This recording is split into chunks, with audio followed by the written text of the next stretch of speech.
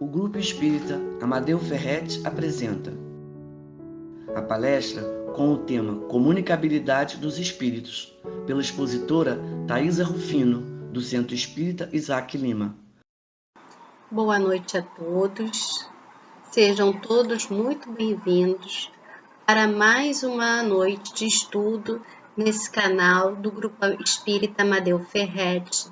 E para nós darmos início à nossa noite de estudo, nós vamos fazer a leitura do primeiro capítulo, do livro Mãos Unidas, que é Psicografia de Chico Xavier, pelo Espírito Emmanuel.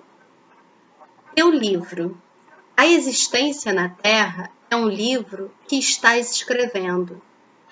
Cada dia é uma página, cada hora é uma afirmação de tua personalidade através das pessoas e das situações que te buscam. Não menosprezes o ensejo de criar uma epopeia de amor em torno de teu nome. As boas obras são frases de luz que endereças à humanidade inteira. Em cada resposta aos outros, em cada gesto, para com os semelhantes, em cada manifestação dos teus pontos de vista e em cada demonstração de tua alma, grafas com tinta perene a história de tua passagem. Nas impressões que produzes, ergue-se o livro dos teus testemunhos. A morte é a grande colecionadora que recolherá as folhas esparsas de tua biografia, gravada por ti mesmo, nas vidas que te rodeiam. Não desprezes a companhia da indulgência, através da senha que o Senhor te deu a trilhar. Faze uma área de amor ao redor do próprio coração, porque só o amor é suficientemente forte e sábio para orientar-te à escritura individual, convertendo-a em compêndio de auxílio e esperança para quantos te erguem os passos. Vive com Jesus na intimidade do teu coração. Não te afastes dele em tuas ações de cada dia, e o livro da tua vida converter-se-á num poema de felicidade e num tesouro de bênçãos. E depois dessa leitura da página, nós convidamos a todos vocês para nós elevarmos os nossos pensamentos até o nosso Pai e ao nosso irmão Jesus. Querido amigo Jesus, te agradecemos mais um dia de vida. Agradecemos a oportunidade de estarmos reunidos aqui em teu nome, para que possamos estudar, nos esclarecer a respeito da doutrina essa doutrina que tanto nos esclarece.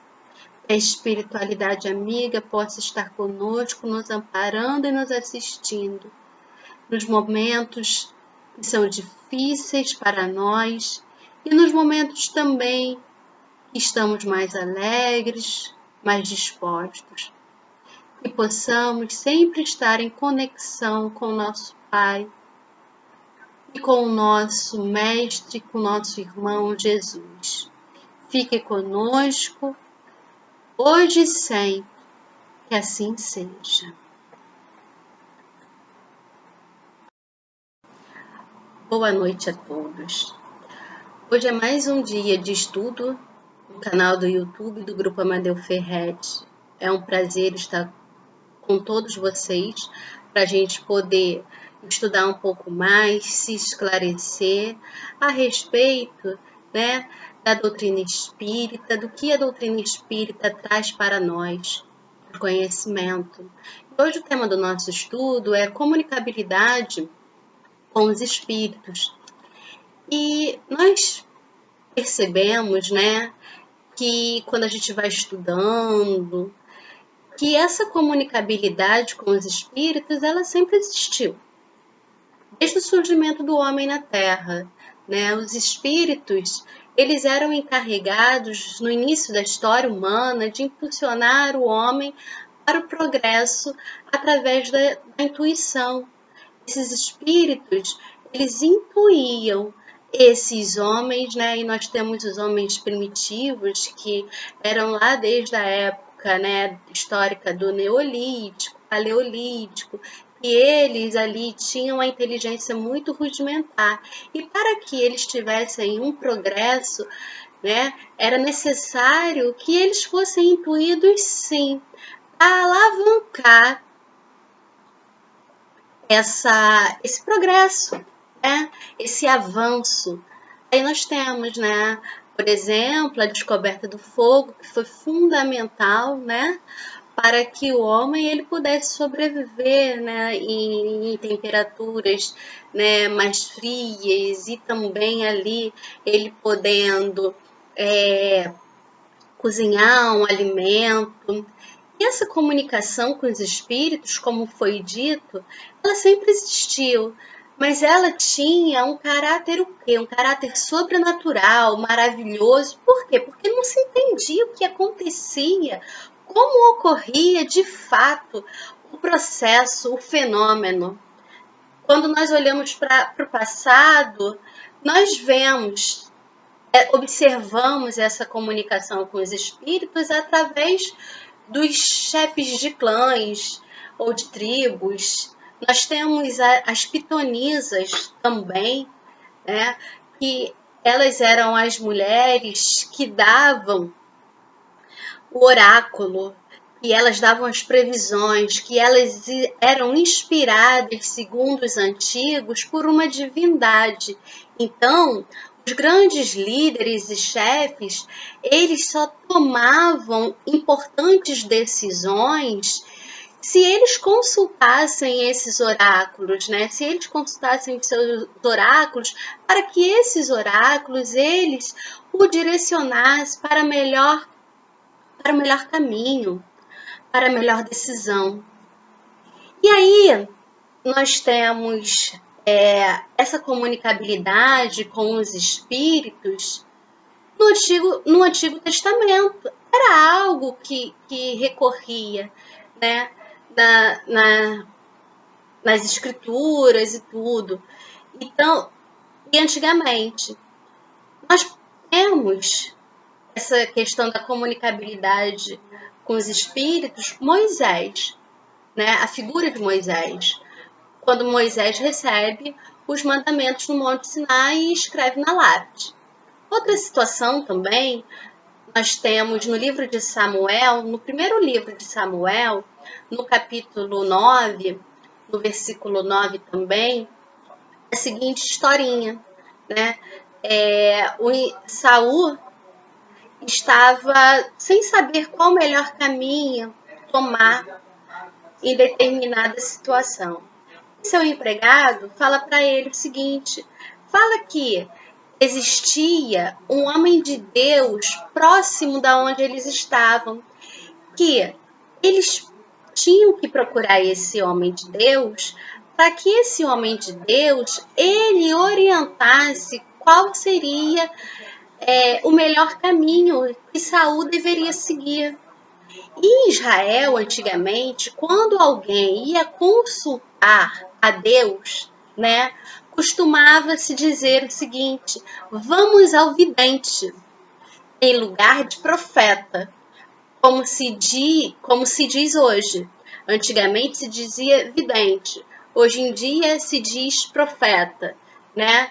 E aí, essa é a passagem também que existia, né, pessoas ali que de fato tinham essa comunicabilidade. E esse homem de Deus, ele sim, de fato, iria orientar Saul para que Saul ele seguisse o melhor caminho, a melhor direção. No Antigo Testamento também nós temos em Eclesiásticos, no capítulo 46, versículo 20, quando a seguinte passagem: Samuel, né, que era um profeta e tudo, ele profetizou até depois de morto, predizendo ao rei o seu fim. É o momento que todos escutam a voz de Samuel, né? E aí Samuel se comunica com as pessoas também. E aí essa passagem em Eclesiásticos que nós temos. Percebemos através desses exemplos, né, desses 3 exemplos, que o intercâmbio entre os vivos e os mortos ele já existia. E esse intercâmbio entre vivos e mortos, né, não é exclusividade da doutrina espírita. No século XIX, alguns fenômenos começaram a acontecer. O fenômeno das mesas girantes. O fenômeno das mesas girantes, as mesas, né, elas subiam, elas batiam com seu pé no chão também. Esse fenômeno era de interesse para muitos cientistas na época. Fortier, que era um professor de magnetismo animal, conta a Hippolyte, que é o nosso mais conhecido, né? Que ele utilizou um pseudônimo, Allan Kardec, o nosso Allan Kardec, nosso querido Allan Kardec, codificador da doutrina espírita. Fortier era amigo de Hippolyte, né, nosso querido Kardec, e ele conta sobre os fenômenos que aconteciam nos salões de Paris, que tinham por objetivo entreter a sociedade parisiense. Era moda na época, né? Kardec, a princípio, ele não teve interesse nenhum pela notícia dada pelo seu amigo Fortier. Mas quando Fortier narra que as mesas elas respondiam às perguntas realizadas pelos assistentes das sessões, Kardec se manifesta, né? Kardec manifesta interesse, porque era um fato inexplicável, contrário às leis naturais. Como que uma mesa responde? Como que isso acontecia? E isso gerou em Kardec uma reação cética. E ele disse: só acreditarei se me provarem que uma mesa tem cérebro para pensar e nervos para sentir.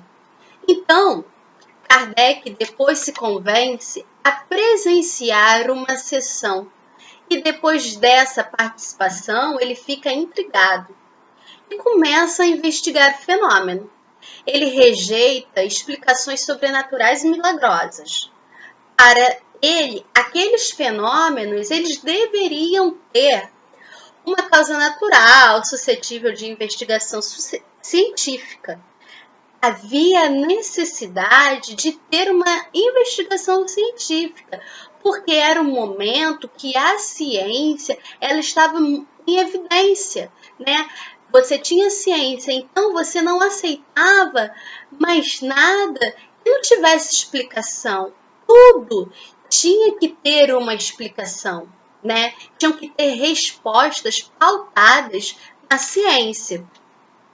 Havia, né, nessas sessões também, muito charlatanismo, né, muito engano na época, pois as sessões elas acabaram se transformando em verdadeiras apresentações e nem toda a sessão, de fato, era verdadeira. Existiam muitos truques, né? Kardec não apresenta hipóteses preconcebidas para aqueles fenômenos. Ele faz o seguinte, ele estuda e analisa. Percebe que por trás daquelas batidas, o que existia era uma comunicação daqueles que já tinham vivido em outro tempo aqui na Terra. E essa comunicação com os mortos são os espíritos desencarnados, aqueles que deixaram sua veste corpórea através da morte. Para que essa comunicação, né, com esses espíritos desencarnados, ela ocorra, é necessário um intermediário, que Kardec, intuído pelos bons espíritos, chama de médiuns. Para um conhecimento novo, era necessário termos novos. O intercâmbio entre os dois planos, ele sempre existiu, como nós vimos, mas não tinha sido estudado, era desconhecido, era considerado como sobrenatural, como maravilhoso. Então, para essa descoberta, era necessário nomear, definir, né? Para esse intercâmbio, Kardec utiliza o nome mediunidade. Mediunidade é um intercâmbio entre os espíritos encarnados e os desencarnados, através de um intermediário, que é o médium.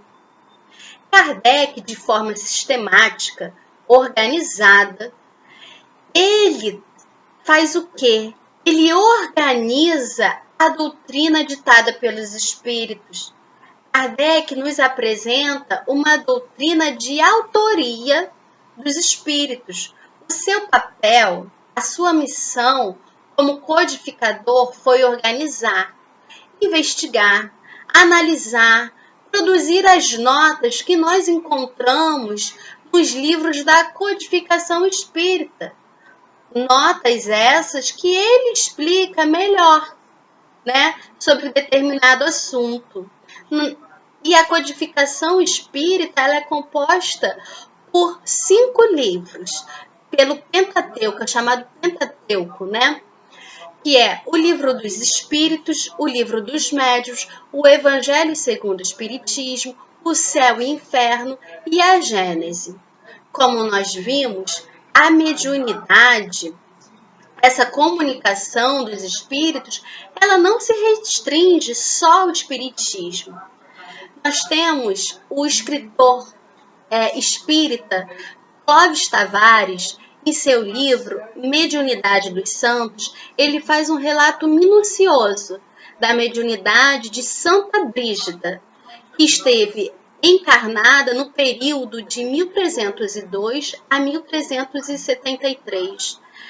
A excepcional médium católica, além de dotada de diversas faculdades mediúnicas, como a vidência, a clarividência, a xenoglosia, a psicofonia e outras, apresenta um destaque especial para a psicografia. Psicografia é quando um espírito, né, desencarnado, ele dita ali as suas palavras, o seu pensamento, né, ao médium que escreve, né, que tem a faculdade mediúnica de escrever. E ali, essa médium, né, ela apresentava esse destaque especial para a psicografia. Através dessa última faculdade, né, que é a psicografia, os espíritos eles escreviam livros e cartas dirigidas não apenas aos bispos, cardeais e papas da Igreja Católica, mas também aos reis e tantas outras autoridades civis e militares da sua época. Segundo o autor da Mediunidade dos Santos, no auge da chamada Guerra dos 100 Anos, entre a França e a Inglaterra, a médium recebeu uma mensagem com expressões severas de um espírito que, segundo ela, era o próprio Cristo, dirigida ao Papa Clemente VI, bem como outras mensagens aos reis daquelas duas nações europeias, aconselhando-os a pôr um ponto final no grande conflito entre elas. Todavia, como se tratava de conselhos em forma de mensagens vindas de outro mundo, através do processo mediúnico, nem o Papa, nem os reis, radicalmente preconceituosos, atenderam aos apelos da espiritualidade superior, embora a médium tenha sido a venerável, depois canonizada, Santa Brígida de Van de Stena. Esse fato, porém, não é de causar surpresa, porque a mediunidade, propriamente dita, é a faculdade natural de qualquer ser humano. se comunicar com os habitantes do mundo invisível. Não foi descoberta pelo espiritismo, nem privilegia os espíritas, com a graça de receberem apenas eles e ninguém mais os espíritos. Então a gente percebe que vai ter mediunidade, a gente percebe que tem mediunidade sim, né, que tem essa comunicabilidade com os espíritos em outras religiões, que isso não é privilégio nenhum da doutrina espírita e muito menos dos espíritas. Não foi a doutrina espírita que criou a mediunidade, tampouco Allan Kardec e menos ainda os espíritas. A faculdade é inerente à criatura humana, tanto quanto a inteligência. E desse modo, todos somos médiuns, católicos, protestantes, umbandistas, judeus, muçulmanos, hindus, fariseus, cristãos, espíritas, materialistas, ateus, crianças, adultos, velhos, mulheres e homens. Como bem assevera Kardec em O Livro dos Médiuns, todas as criaturas humanas possuem os germes da mediunidade, possibilitando-as assim a se comunicarem com os habitantes do mundo invisível, que permanentemente nos cercam, estão a todo momento perto de nós. Os biógrafos de Santa Brígida, eles afirmam que no seu processo de canonização, ela foi chamada em italiano por correio a serviço de um grande senhor. Porque ela fazia o quê, né? Tinha mais evidência, a mediunidade ali, que era mais evidente, aparecia mais, era a psicografia. Então, eles chamaram ela, né, desse correio a serviço de um grande senhor. Isso significa dizer que a Igreja de Roma, ela reconheceu com verdadeiras faculdades mediúnicas, como verdadeiras, né, as faculdades mediúnicas de Santa Brígida. João, autor do 4º Evangelho, era dotado de várias faculdades mediúnicas, né? Além de sair do corpo para realizar viagens espirituais, ele era vidente, audiente, clarividente, psicógrafo. Após receber pela mediunidade, na ilha de Patmos, a grande mensagem chamada Apocalipse, disse: Eu, João, sou quem ouviu e viu estas coisas. E quando as ouvi e vi, prostei-me ante os pés do anjo que me mostrou essas coisas para adorá-lo. Está em Apocalipse, capítulo 22, versículo 8. E ouvi, e tem uma outra passagem, afirmativa de João Evangelista: achei-me em espírito no dia do Senhor, e ouvi por detrás de mim grande voz, como de trombeta, dizendo: o que vês, escreves em livro e manda-o às 7 igrejas: Éfeso, Esmirna, Pérgamo, Tiatira, Sardes, Filadélfia e Laodiceia. Isso está em Apocalipse, capítulo 1, versículos de 9 a 11. E o mesmo João também, ele chama a atenção para uma outra situação, né? Que devemos examinar os espíritos. Isso está no capítulo 4, versículo 1. Pois há bons e os maus. Esses maus espíritos são os espíritos que nós consideramos atrasados, que eles ainda estão enganados no erro, mas que Deus misericordioso, nosso Pai, ele diz o seguinte: para nós, né, através dos espíritos, que todos nós alcançaremos a perfeição. Por mais que estejamos num caminho que não seja um caminho bom, mas todos nós vamos atingir o progresso. E João chama essa atenção, né, que nós devemos examinar as mensagens, né, essa comunicação, que tipo de espírito é o que está ali se manifestando, que está se comunicando. E a gente consegue perceber, né, se é um bom espírito, se é um espírito atrasado, através da linguagem, né? E como ele vai se apresentando na comunicação, se ele tem uma linguagem. E a linguagem, o que eu estou falando, não é a questão de uma linguagem simples, não é uma linguagem pobre, se vamos dizer simples, né? Sem palavras difíceis, não é essa questão. A linguagem da como ele se manifesta de forma dura, embrutecida, falando palavras ásperas, né? E aí, quando você tem espíritos que são espíritos bons, você tem sempre uma palavra confortadora, né? É uma linguagem que ele vai se apresentando de forma harmônica para nós. Nós encontramos mediunidade na primeira carta de Paulo aos Coríntios, no capítulo 12, 13 e 14.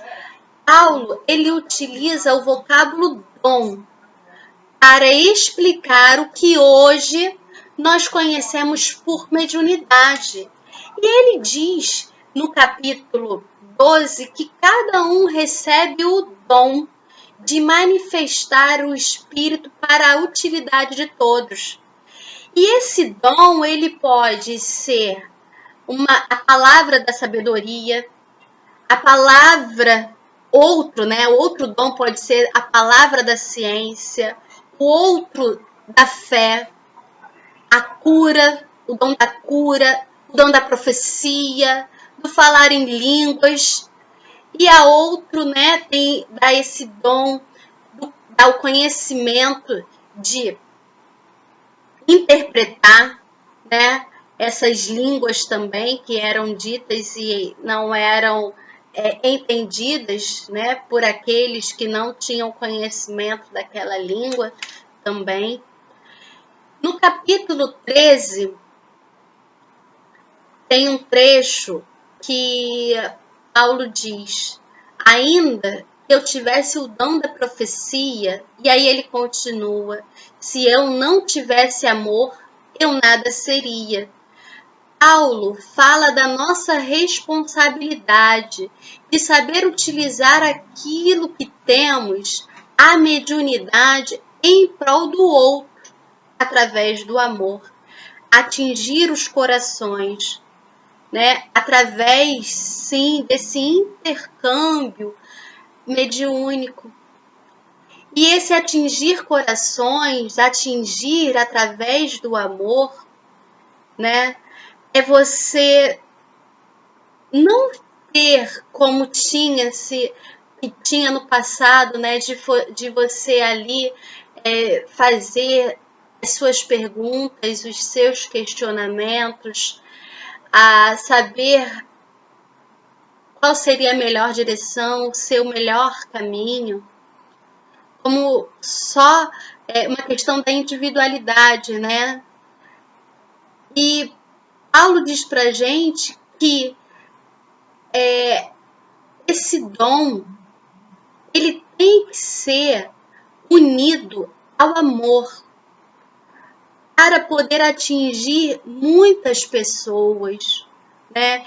E é você utilizar a mediunidade que Paulo chamava por dom em prol do próximo. O médium, ele é médium 24 horas, né, por dia. E aí você utiliza a mediunidade de que forma?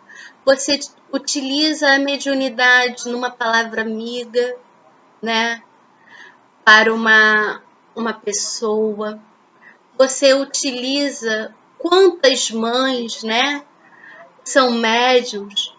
Por quê?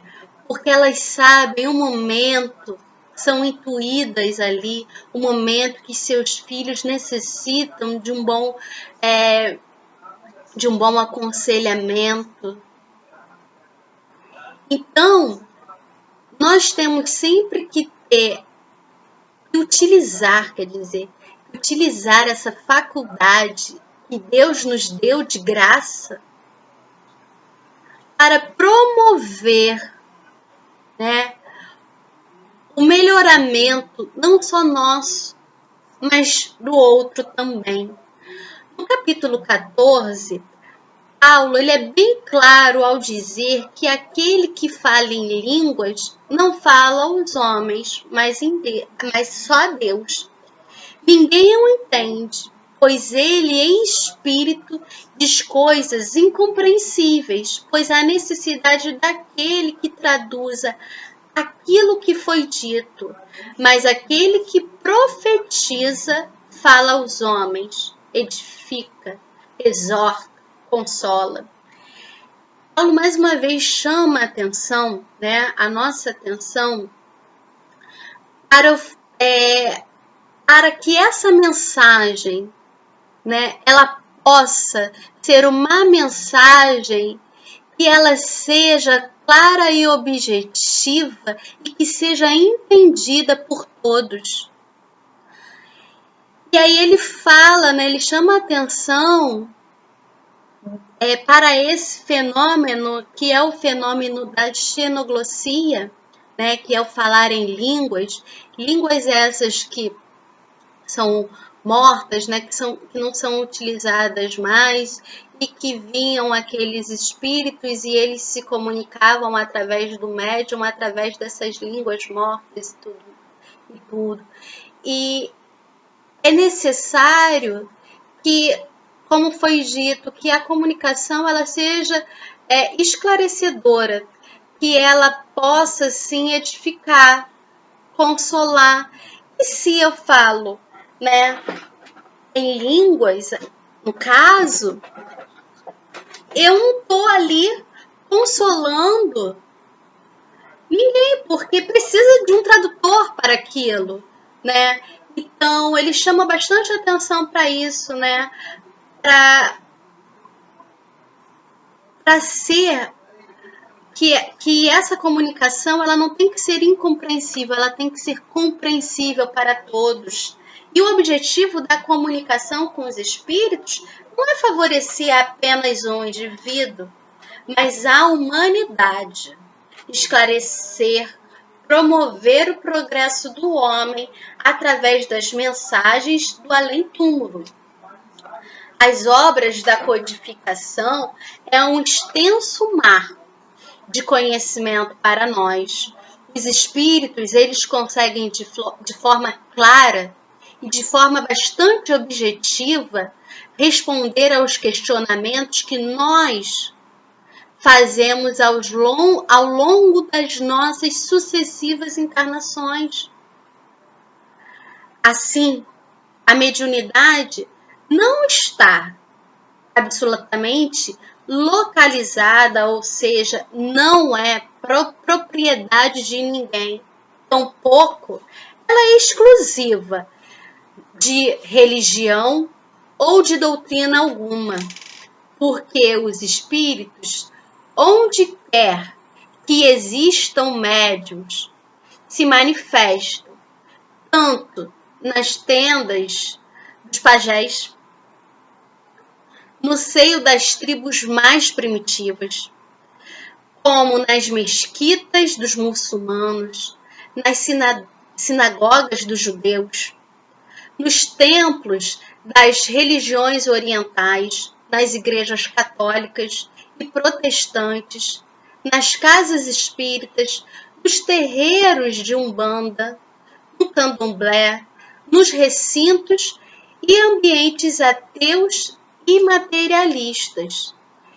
Então, como vimos com esse estudo, a comunicabilidade com os espíritos ela vai existir independente de religião. E essa comunicabilidade com os espíritos, ela sempre ocorreu. Hoje nós entendemos, sim, o processo. Como ocorre isso através dos ensinamentos dados pelos espíritos. E que a doutrina espírita, ela nos apresenta.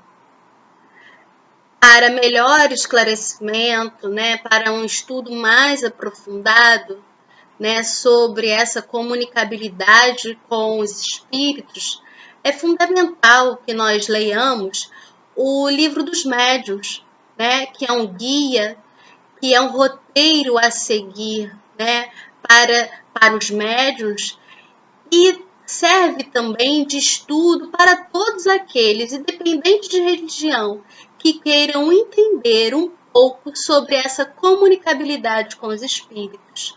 Agradeço a oportunidade de estarmos aqui nesse canal, reunidos, para mais um estudo, e que agora possamos fazer a nossa oração, e chegamos ao fim do nosso estudo.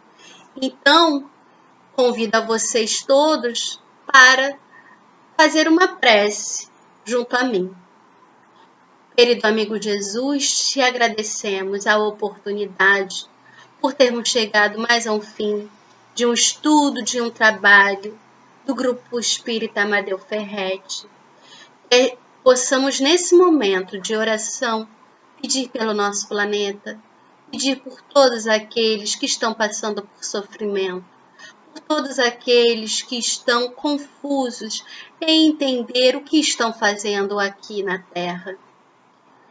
Que a espiritualidade amiga possa confortar todos os corações que se encontram sem esperança,